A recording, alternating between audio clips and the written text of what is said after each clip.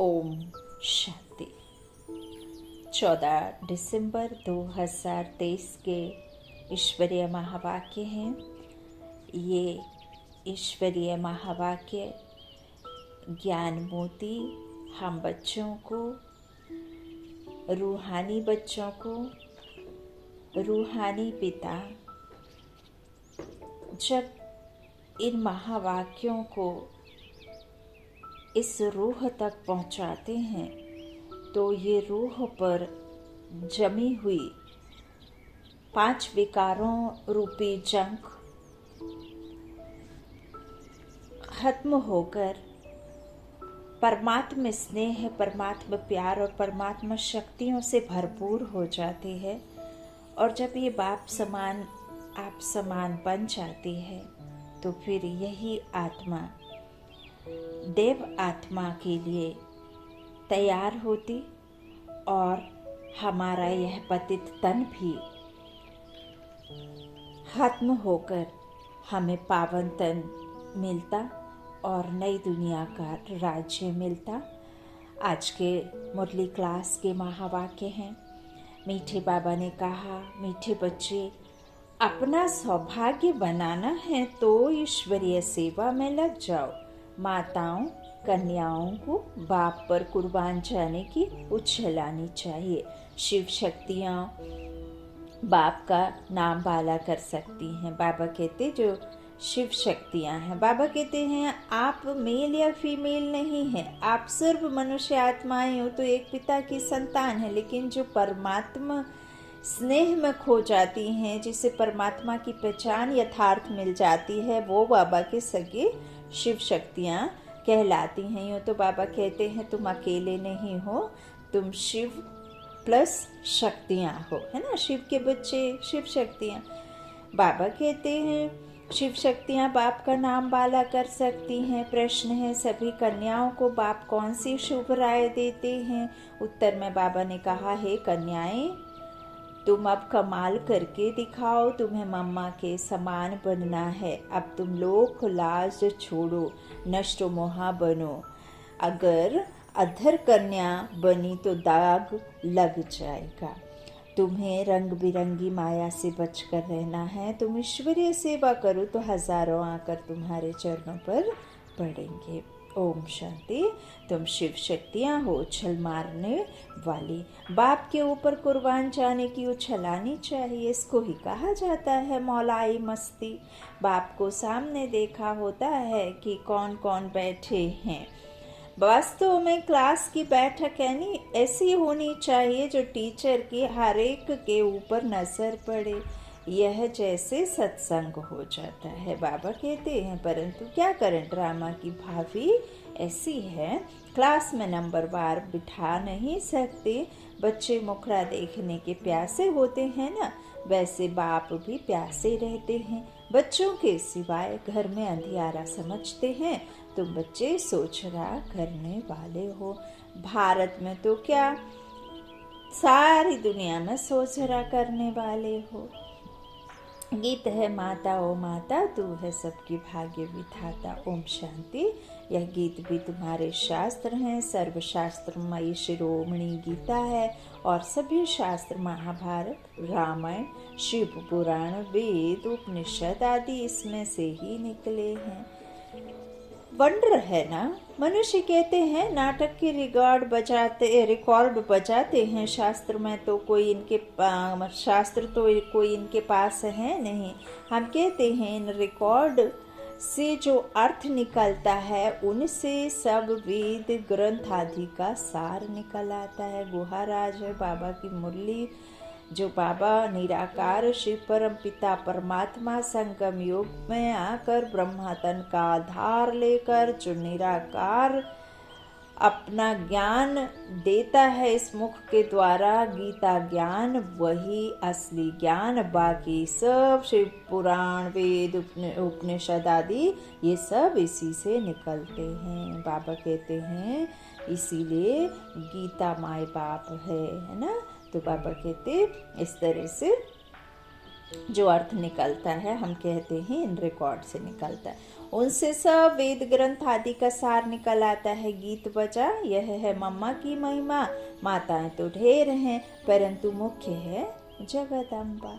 यही जगदम्बा स्वर्ग का द्वार खोलती है, फिर पहले वह खुद ही जगत का मालिक बनती है। तो जरूर माँ के साथ तुम बच्चे भी हो, है ना। कहते हैं ना, मम्मा के कोई कोख से इतने सारे बच्चे नहीं जने हैं। अब वो इतनी कम उम्र वाली जो सरस्वती को सब मम्मा कहते, तो बाबा कहते हैं कि वो कोई वो कोख वंशावली बच्चे नहीं है जो मम्मा मम्मा कहते। वो ज्ञानेश्वरी ज्ञान लेकर, है ना, जो जगदम्बा बनी है। तो प्रजापिता ब्रह्मा और जगदम्बा, है ना।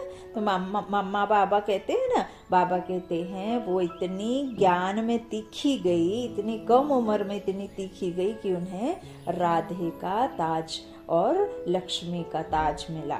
तो बाबा कहते हैं इसीलिए उन्हें पूरी सभी लोग उन्हें मम्मा कहते ना। तो बाबा कहते जगदम्बा भी है और जगत पिता भी है। तो इस तरह से तो जरूर माँ के साथ तुम बच्चे भी हो। बाबा कहते हैं उनका ही गायन है तुम माता पिता। शिव बाबा को ही माता पिता कहा जाता है। भारत में जगदम्बा भी हैं और जगत पिता भी हैं, परंतु ब्रह्मा का इतना नाम व मंदिर आदि नहीं है। सिर्फ अजमेर में ब्रह्मा का मंदिर नामी ग्रामी है। वहाँ ब्राह्मण भी रहते हैं। ब्राह्मण 2 प्रकार के होते हैं, सार सिद्ध और पुष्करणी। पुष्कर में रहने वालों को पुष्करणी कहा जाता है, परंतु उन ब्राह्मणों को यह थोड़े ही पता है। कहेंगे हम ब्रह्मा मुख वंशावली हैं, जगदम्बा का नाम तो बहुत बाला है।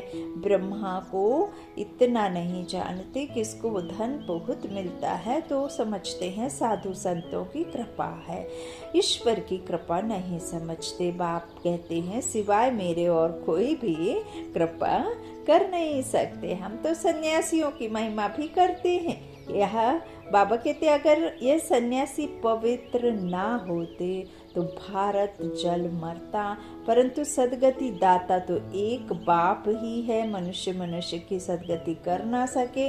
और देखिए हूबहू ड्रामा वैसा ही चल रहा है जैसा कल्प कल्प चलता आया है, जैसा बना हुआ है। ये साइकिल है जो ये ऐसे ही चलती है। इसमें ना तो वो ईश्वर कोई बदली कर सकते और ना हम आप का कोई पार्ट बदली हो सकता।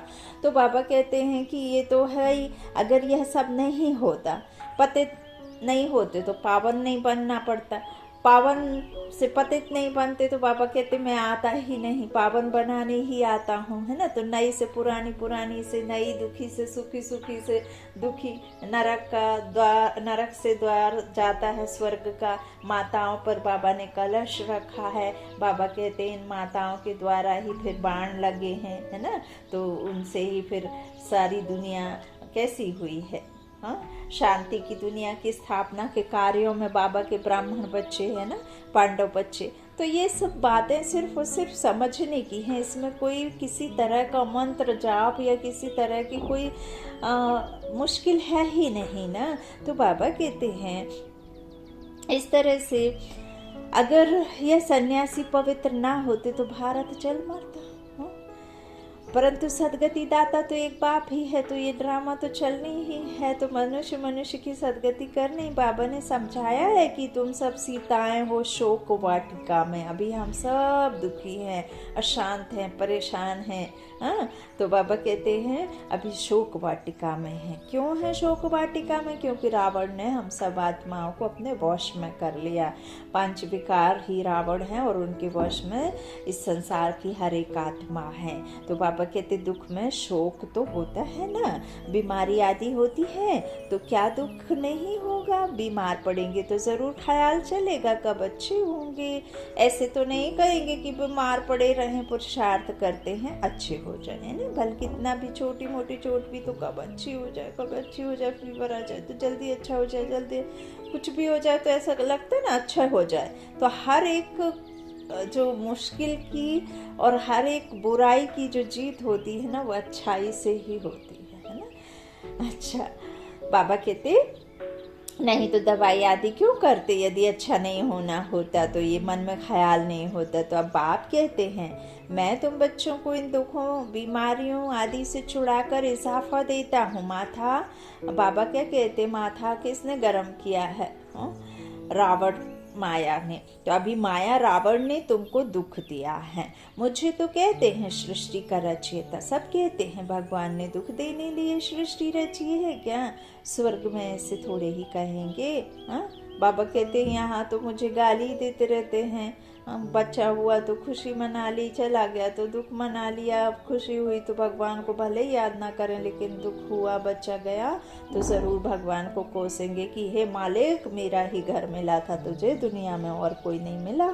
हाँ, ये दुख को भंडार भरने के लिए। तो इस तरह से बाबा को भी ना जाने क्या क्या कहते हैं। ये तो कर्मों का गुहाराज है, कर्मों के बीज हैं, वही फसल है जो आपने किया सो उसका तो आपको भुगतना ही है, आपको ही डिपॉजिट करना है, कोई और दूसरा कर ना सके, है ना। कहते भी है ना कि कर्मों का लेख लिखे ना रे भाई। हाँ, कोई चिट्ठिया हो तो बाँच भी ले, है ना। तो इस तरह से बाबा कहते हैं कि स्वर्ग में ऐसे थोड़ी कहेंगे कि मैं दुखी हूँ। यहाँ दुख है तब मनुष्य कहते हैं कि भगवान को क्या पड़ी है। हाँ, कि जो दुख की रचना की। अब भगवान तो दुख की रचना नहीं करते हैं, लेकिन अब मनुष्य आत्माओं की है और दूसरा ये दुनिया का ड्रामा ही ऐसा है। तो इसीलिए बाबा तो सिर्फ ये डिटेल हम बच्चों को समझाने के लिए ही लिखते हैं। अदरवाइज बाबा कहते हैं कि डिटेल में जाने की ज़रूरत नहीं है। तो बाबा कहते हैं, कई फिर कहते हैं कि भगवान को क्या पड़ी थी जो दुख के सृष्टि की रचना की और कोई काम ही नहीं था। हाँ, एक पिता, एक माँ, यदि उसके हाथ में यही सब लिखना होता तो चाहे कोई विकर्म करता, चाहे कर्म करता, चाहे कोई कैसा भी होता, इस दुनिया की हर एक मनुष्य आत्मा सुख और सुख और सुख भोगती। लेकिन परमात्मा कहते हैं यहाँ सब कर्मों का खेल है। जितना अधिक श्रेष्ठ कर्म होंगे उतनी श्रेष्ठ तुम्हारा भाग्य होगा। उसमें एक पिता भी कुछ नहीं कर सकता। यदि आप क्राइम करते हैं और एक पिता आपको बहुत रोकता है, लेकिन नहीं, आप नहीं रोकते, फिर भी आप गलत संगत में बिगड़ करके कुछ ना कुछ ऐसे घटना का अंजाम दे देते हैं, तो भल कितना भी कुछ हो, लेकिन जो जिसने क्राइम किया है पुलिस उसी को ले जाएगी। जस्टिस होता है तो उसके कर्मों के हिसाब से, उसके किए गए काम के हिसाब से ही होता है। ऐसे नहीं है कि पिता ने नहीं किया तो पिता का आ जाएगा नाम, हाँ, बच्चे ने किया तो बच्चा पीछा हो जाएगा, ऐसे नहीं होता है। बाबा इसीलिए कहते हैं राइट हैंड धर्मराज है, उसके पास ना डायरी है ना कलम है, लेकिन आपके किए कर्मों का हिसाब किताब वो रखता है। और मैं भगवान हूँ तो मैं सिर्फ और सिर्फ सुख लिख कर तुम्हारे भाग्य में जाता हूँ। मैं करता ही हूँ सुख की दुनिया की रचना, बाकी इसीलिए मुझे रचता कहा है। रचना जो गंदी होती है वो रावण की है, वो मेरी रचना नहीं है। बाबा कहते हैं लेकिन ऐसा कह देते हैं कि क्यों रचा। तो इस तरह बाबा कहते कि भगवान तो ऐसे कर ना सके। माता पिता के हाथ में कलम होती तो माता पिता तो सिर्फ सुख लिखते, परंतु बाप कहते हैं यह सुख दुख हार जीत का खेल बना हुआ है। भारत पर ही खेल है राम और रावण का। भारत की रावण से हारे हार है, फिर रावण पर जीत पहन राम के बनते हैं। राम के द्वारा ज्ञान जो मिला, रावण से जीत पाकर फिर हम राम के राज्य का भाग्य लेते हैं। तो राम कहा जाता है शिव बाबा को। राम का भी तो शिव का भी नाम लेना पड़ता है समझाने के लिए। शिव बाबा बच्चों का मालिक अथवा नाथ है, नाथों का नाथ, भोलानाथ। वह तुमको स्वर्ग का मालिक बनाते हैं। बाप का वर्षा है कि स्वर्ग की प्राप्ति फिर उनमें है पद। स्वर्ग में तो देवताएं ही रहते हैं। अच्छा, स्वर्ग बनाने वाले की महिमा सुनो। गीता, भगवान की सौभाग्य विधाता यह जगदम्बा ही है, उनको कोई जानते ही नहीं। अम्बा जी पर तो बहुत मनुष्य जाते होंगे, वह बाबा भी बहुत बार गया। ब्रह्मा बाबा बाबुलनाथ के मंदिर में, लक्ष्मी नारायण के मंदिर में अनेक बार गए होंगे, परंतु कुछ भी पता नहीं था। कितना बेसमझ था। अब मैंने इनको कितना समझदार बनाया है। यहाँ शिव बाबा कह रहे हैं ब्रह्मा बाबा के लिए, तो जगदम्बा का टाइटल कितना बड़ा है। भारत की सौभाग्य विधाता। अब तुमको अम्बा जी के मंदिर में जाकर सर्विस करनी चाहिए। जगद अम्बा के 84 जन्मों की कहानी बतानी चाहिए। ऐसे तो मंदिर बहुत हैं। अम्मा के इस चित्र को तो मानेंगे नहीं। अच्छा, उस अम्बा की पूर्ति का, बाबा कहते उस अम्बा की जो मूर्ति है ना, मूर्ति पर ही समझाओ, है ना। और साथ में यह गीत ले आओ, ले जाओ गीत। बाबा कहते हैं यह गीत ही तुम्हारी सच्ची गीता है। सर्विस तो बहुत है ना, परंतु सर्विस करने वाले बच्चों में भी सच्चाई चाहिए, सफाई चाहिए, मन की, तन की, धन की, हाँ, सब कुछ चाहिए। बाबा कहते तो सर्विस तो बहुत है ना, बाबा कहते, लेकिन सच्चाई और सफाई, कम से कम ईश्वर से तो सच्चाई सफाई से रहना पड़ेगा, कर्मों से रहना पड़ेगा, नहीं तो फिर कैसे, मुश्किल होगी ना। तो तुम यह गीत जगदम्बा के मंदिर में ले जाकर समझाओ। जगदम्बा भी कन्या है, ब्राह्मणी है। जगदम्बा को इतनी भुजाएं क्यों दी हैं? क्योंकि उनके यहाँ मददगार बच्चे बहुत हैं ना, इसीलिए इतनी भुजाएं दी हैं। देखो आज बाबा ने जो अष्टमूर्तियों में भुजाएं दिखाते हैं उसके बारे में बताया। बाबा कहते जगदम्बा को इतनी भुजाएं क्यों दी हैं? क्योंकि उनके मददगार बच्चे बहुत हैं। शक्ति सेना है ना। तो चित्रों में फिर अनेक बाहें दिखा दी हैं। अब उसे कैसे शो करें? तो उन्हें बाहों में शो कर दिया। शरीर कैसे दिखलाते? बाहें निशानी सहज हैं, शोभती हैं, है ना। लेकिन यदि शरीर को एक दूसरे से साइड में चिपका देते तो वो शोभा नहीं देता। तो देखो देवी देवताओं के चित्र कितने मनमोहक हैं, है ना, मन को इतना लुभाते, क्योंकि उनमें प्योरिटी थी। तो वो वाइब्रेशंस हमको खींचते हैं, और कुछ ऐसा नहीं, वो तो है ही नहीं। तो इसीलिए अब भल कितना भी कुछ हो, तो बाबा कहते देखो इस तरह से भुजाएं दिखाते हैं, तो फिर उनका वही तरीका है ना। ऐसे तो नहीं है कि शरीर दिखाते, शोभती हैं तो दिखाते हैं भुजाएं। टांगे दे तो पता नहीं कैसी शक्ल हो जाए। ब्रह्मा को भी भुजाएं दिखाते हैं। तुम सब उनके बच्चे हो, परंतु इतनी बाहें तो दे ना सके, तो तुम कन्याओं माताओं द्वारा, बाबा क्या कहते, कन्या और माताओं को सर्विस में लग जाना चाहिए। अपना सौभाग्य बना लो। अम्बा के मंदिर में तुम इस गीत पर जाकर महिमा करो तो ढेर आ जाएंगे। तुम इतना नाम निकालेंगी जो पुरानी ब्रह्मा कुमारी भी नहीं निकालती। या छोटी छोटी कन्याएं क्या करती हैं? कमाल करती हैं। बाबा कहते हैं कमाल कर सकती हैं, कल्प किया और करेंगी। तो बाबा सिर्फ एक को ही नहीं, हर एक को। बाबा तो हर एक के लिए आया है ना, ऐसे थोड़ा ना है एक के लिए।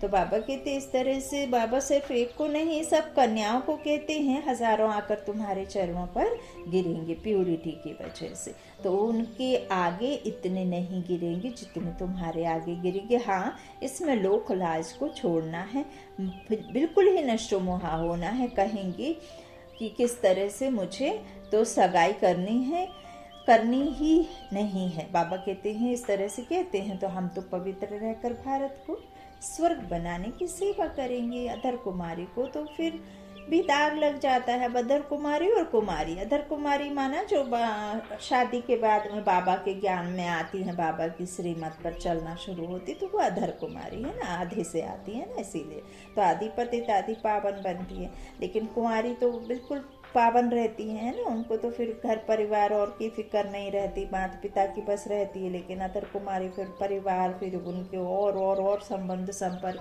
तो फिर उस तरह से वो देखो कितने उसमें रहती हैं ना, वो फ्री रहती हैं कन्याएं। बाबा कहते हैं अधर कुमारियों के ऊपर भार हो जाता है ज़्यादा, है ना। तो अधर कुमारी को तो फिर भी सिर पर दाग लग जाता है। बाबा कहते कुमारी ने सगाई की और दाग लगने शुरू हो जाते हैं, है ना। करी के होती है ना, विकारों में गिर जाती है ना कन्या, फिर वो एक औरत कहलाने लग जाती है ना। रंग बिरंगी माया लग जाती है। इस जन्म में मनुष्य क्या से क्या हो सकता है। मम्मा भी इस जन्म में हुई है, उन्हों को मर्तबा मिला है अल्पकाल के लिए, मम्मा को मिलता है 21 जन्मों के लिए। तुम भी नर से नारायण, नारी से लक्ष्मी बन रही हो। संपूर्ण पास हो जाएंगे तो फिर देवी जन्म मिलेगा। उन्हों को तो है अल्पकाल का सुख, उसमें भी कितनी फिक्र रहती है।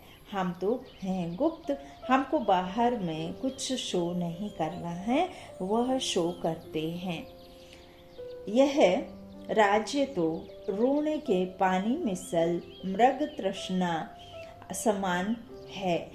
शास्त्रों में भी है, द्रौपदी ने कहा अंधे की औलाद अंधे, यह जिसको राज्य समझते हो, यह तो अभी तो यह राज्य है भी नहीं। बाबा कहते तो अभी खत्म हुआ है कि हुआ। रक्त की नदियां बहनी हैं। पाकिस्तान का जब बंटवारा हुआ तो घर घर में कितनी मारपीट करते थे। अभी तो चलते फिरते रास्तों पर क्या होता है, गिर जाते हैं। मारपीट होगी तो इस तरह कितना खून बहता है। क्या इसको स्वर्ग कहेंगे? क्या यही नई दिल्ली नया भारत है? नया भारत तो पाकिस्तान था। अभी तो विकारों की ही प्रवेशता है। बाबा कहते हैं बड़े दुश्मन, और इस तरह से राम रावण का जन्म भारत में ही दिखाते। तो बाबा क्या कह रहे हैं, नया भारत तो पाकिस्तान था, है ना, अभी तो है नहीं। तो अभी तो क्यों नहीं है? क्योंकि अभी इस दुनिया में रावण व्याप्त है, और रावण क्या है? विकार। तो अभी तो विकारों की प्रवेशता है हर एक आत्मा में, तो बड़े दुश्मन है ना। राम रावण का जन्म भारत में ही दिखाते हैं। शिव जयंती विलायत में नहीं मनाते हैं, यहाँ ही मनाते हैं। तुम जानते हो रावण कब आता है? जब दिन पूरा हो रात हुई तो रावण आ गया, जिसको वाम मार्ग कहा जाता है। उस समय देवी देवता नहीं कहलाते, मनुष्य कहलाने लग जाते, क्योंकि विक्रम शुरू हो जाते हैं। कर्म अकर्म नहीं, कर्म विकर्म बन जाता है। देह भान में आने से ही देखो कितना सब कुछ हो जाता है। तो जिसको वाम मार्ग कहा जाता है, मनुष्य योनि कहा जाता है। दिखाते भी हैं वाम मार्ग में जाने से देवताओं की क्या हालत हो जाती है। बच्चों को सर्विस करनी चाहिए। जो खुद जागृत होगा वही जागृत कर सकेंगे। बाबा तो शुभ चिंतक है, कहेंगे कहीं इनको माया का थप्पड़ ना लगे। बीमार होंगे तो सर्विस नहीं कर सकेंगे। जगत अम्बा को ही ज्ञान का कलश मिलता है, ना लक्ष्मी को नहीं। लक्ष्मी को धन दिया जिससे धन दान कर सकती हैं, लेकिन बाबा कहते हैं यहाँ तो दान आदि होता नहीं। इस तरह दान हमेशा गरीबों को किया जाता है। तो कन्याओं को ऐसे मंदिरों में जाकर सर्विस करें तो बहुत आएंगे, शाबाशी देंगे, पाँव पड़ेंगे। माताओं का रिगार्ड भी है, माताएं सुनने से प्रफुल्लित भी होंगे। पुरुषों को फिर अपना नशा रहता है ना। बाबा ने समझाया है यह साकार है बाहरयामी, साकार बाहरयामी। इनके अंदर जो लॉर्ड रहता है वह है Lord of Lord. Shri Krishna को लॉर्ड कृष्णा कहते हैं ना, तो हम तो कहते हैं श्री कृष्ण का भी लॉर्ड ऑफ लॉर्ड वह परमात्मा है। उनको यह मकान दिया गया है, तो यह यह लैंड लेडी और लैंड लॉर्ड दोनों हैं। यह मेल भी है तो फीमेल भी है। इस तरह से वंडर है ना। भोग लग रहा है। अच्छा, बाबा को सभी का याद प्यार देना, खुशी से सलाम भेजते हैं बड़े उस्ताद को। यह एक रस्म रिवाज है। जैसे शुरू में साक्षात्कार होते थे, ऐसे अंत में भी बाबा बहुत बहलाएंगे। आबू में बहुत बच्चे आएंगे, जो होंगे सो देखेंगे। अच्छा, मीठे मीठे सीखे लादे बच्चों प्रति माता पिता बाप दादा का याद प्यार और गुड मॉर्निंग। रूहानी बाप की रूहानी बच्चों को नमस्ते। हम रूहानी बच्चों की रूहानी माता पिता बाप दादा को याद प्यार और गुड मॉर्निंग। रात्रि क्लास 8/4/68। यह ईश्वरीय मिशन चल रही है। जो अपने देवी देवता धर्म के होंगे वही आ जाएंगे। जैसे उनकी मिशन है क्रिश्चियन बनाने की, जो क्रिश्चियन बनते हैं उनको क्रिश्चियन डिनेस्टी में सुख मिलता है, वेतन अच्छा मिलता है, इसलिए क्रिश्चियन बहुत हो गए हैं। भारतवासी इतना वेतन आदि नहीं दे सकते है ना, तो बाबा कहते हैं यहाँ करप्शन बहुत है। बीच में रिश्वत ना लेने से तो नौकरी से ही जवाब। बच्चे बाप से पूछते हैं इस हालत में क्या करूं, कहेंगे युक्ति से काम करो, फिर शुभ कार्य में लगा दो। यहाँ सभी बाप को पुकारते हैं कि आकर हम पतितों को पावन बनाओ, लिबरेट करो, घर ले जाओ। बाप जरूर घर ले जाएंगे ना, घर जाने लिए ही इतनी भक्ति आदि करते हैं, परंतु जब बाप आए तब ही ले जाएं। भगवान है ही एक, ऐसे नहीं सभी में भगवान आकर बोलते हैं। उनका आना ही संगम पर होता है। अभी तुम ऐसी बातें नहीं मानेंगे, आगे मानते थे। अभी तुम भक्ति नहीं करते हो, तुम कहते हो हम पहले पूजा करते थे, अब बाप आया है। बाबा कहते हैं हमको पूज्य देवता बनाने लिए। सिखों को भी तुम समझाओ, गायन है ना, मनुष्य से देवताओं की महिमा है ना। देवताएं रहते ही हैं सतयुग में, अभी है कलयुग। बाप भी संगम युग पर पुरुषोत्तम बनने की शिक्षा देते हैं। देवताएं हैं सभी से उत्तम, तब तो इतना पूजते हैं। बाबा कहते हैं जिसकी पूजा करते हैं वह जरूर कभी थे, कभी नहीं है। तो बाबा क्या कह रहे हैं कि जिसका ऐसे जो भी तो अभी नहीं है, बाबा कहते जिसकी पूजा करते थे पूर्वज ना, तो समझते हैं वह राजधानी पास होगी। अभी तुम हो गुप्त, कोई जानते थोड़े ही हैं कि हम विश्व के मालिक बनने वाले हैं। तुम जानते हो हम पढ़कर यह बनते हैं, तो पढ़ाई पर पूरा टेंशन देना है। बाप को बहुत प्यार से याद करना है। बाबा हमको विश्व का मालिक बनाते हैं, तो क्यों नहीं याद करेंगे। फिर दैवी गुण भी धारणा चाहिए ना दैवी गुणों की। तो बाबा कहते इस तरह से नहीं होगी धारणा तो फिर कैसे काम बनेगा ना। अच्छा, रूहानी बच्चों को रूहानी बाप व दादा का याद, प्यार, गुड नाइट और नमस्ते। धारणा के लिए मुख्य सार है, इस दुनिया में अपना बाहरी शो नहीं करना है। संपूर्ण पास होने लिए गुप्त पुरुषार्थ करते रहना है ना। बाबा की याद गुप्त ही है, आत्मा गुप्त है, परमात्मा गुप्त है, याद गुप्त है, बिल्कुल एकदम मौन है। दूसरा, इस रंग बिरंगी दुनिया में फंसना नहीं है। ये चकाचौंध की दुनिया है, यहाँ कुछ भी सच्चा नहीं है, सब चमक है, झूठ है। नष्टो मोहाबन बाप का नाम बाला करने की सेवा करनी है, सबका सौभाग्य जगाना है, वरदान है। दिलाराम बाप की याद द्वारा तीनों कालों को अच्छा बनाने वाले इच्छा मुक्त भाव। जिन बच्चों को दिल में एक दिलाराम बाप की याद है, वह सदा वाह वाह के गीत गाते रहते हैं। उनके मन से स्वप्न में भी हाय शब्द नहीं निकल सकता, क्योंकि जो हुआ वह भी वाह, जो हो रहा है वह भी वाह, और जो होना है वह भी वाह वाह।